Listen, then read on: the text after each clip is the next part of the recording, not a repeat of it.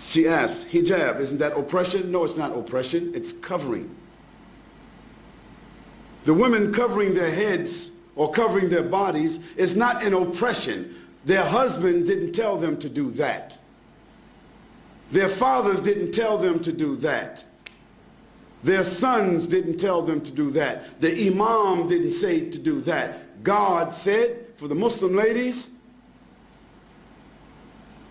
draw your clothing across your bosoms and do not allow your natural ornaments to be shown except to those within your family circle. What are the natural ornaments of women, in case you don't know what they are?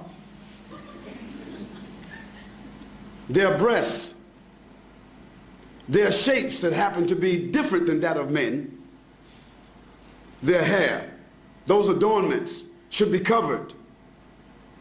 Now, just in case Christian people don't remember, just 40 years ago, Christian women never went to church without covering their heads. It wasn't it. Isn't that true? Ask your grandmothers. And just 50 or 60 years ago, 20 years before that, a Christian woman would never come outside with a short skirt, even. Even the nuns themselves today have succumbed to modernity. Because the nuns who committed themselves to the church and a religious life, how did they dress? They're not Muslims. They covered themselves. They covered themselves with an outer garment, and nothing on them was seen except the face and the hands. So if that was accepted by Christianity, it was accepted by religion. That wasn't something just that Muslim women were told, but Jewish women, Christian women, and Muslim women were ordered to do that in their scriptures. Now the fact that the modern civilizations chose to tell women they don't have to wear that and they can wear bikinis doesn't mean that God is wrong and they are right. Now for the Muslim lady, the wearing of the hijab is a protection for her. It's a distinction for her. Yes, it is a uniform so that she will be known to be a Muslim. She would not be molested. She would not be insulted. And no need for a man to stare at her and look at her because there is nothing appearing of her that would cause any unnatural attraction. Therefore, it is more than likely she can come and go with decency and dignity, and that her natural ornaments will not create an inordinate liability for her, like so happens when you see women wearing jeans and clothing that seem as if they painted it on themselves. Now all you have to do is look at these two women, and you can see the problems that exist. Now, of course, it doesn't mean that every woman that doesn't cover herself completely, it doesn't mean that she's immoral. It doesn't mean that. But the Quran gives to the Muslim women what we consider to be an ounce of prevention is worth what? What is it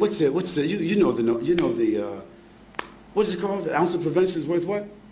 A pound of cure. So just like any one of you, if I asked you, what's your PIN number? You wouldn't tell me. If I came to visit you in your house, you wouldn't have your certificates of deposit in front of me. You wouldn't have your jewels in front of me. You wouldn't have your stack of money or your savings in front of me, distributed just because I'm a friend and everything should be transparent.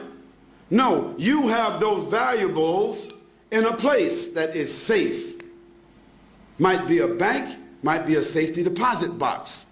Well, that's just money. That's just tangible things. So don't blame us and don't blame God if he tells us that our mothers and our wives and our daughters, that they should be covered and in a safe place. The person asked about segregation. Why do Muslim women, why are they segregated? They're not segregated. They're not segregated.